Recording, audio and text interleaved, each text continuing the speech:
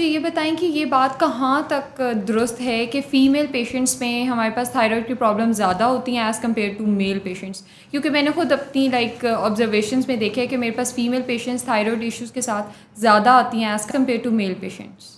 بالکل ٹھیک بات ہے، درست ہے کہ فیمیلز میں یہ بیماری زیادہ ہے. یہ پروون ڈیٹا بھی ہے کہ تقریباً 4 سے 5 گنا فیمیلز میں یہ بیماری زیادہ ہوتی ہے. اس کی ایک وجہ تو یہ بھی ہے کہ تھائرائڈ کی سب سے کامن بیماری اگر آپ تمام بیماریوں میں لیں گی تو اس کو ہم ہائپو تھائرائڈ کہتے ہیں، اور اس کا اور وہ ایک آٹو امیون وجہ سے عموماً ہوتا ہے جس کو ہم ہاشیموٹوز تھائرائڈائٹس کہتے ہیں. اور کیونکہ آٹو امیون بیماریاں ویسے بھی فیمیلز میں زیادہ ہوتی ہیں تو اسی لیے یہ بیماری بھی کمپیئر ٹو مین خواتین میں زیادہ ہے. تو ایک وجہ تو یہ ہے. اس کے علاوہ کچھ اور وجوہات بھی اس میں رول پلے کر سکتی ہیں. خواتین کے کچھ ہارمونز، ان کی سائیکلز، فزیولوجیکل اسپیکٹس ڈفرینٹ ہیں میل سے، جس کا شاید اس پہ رول ہے، جس وجہ سے فیمیلز میں یہ بیماری زیادہ ہوتی ہے.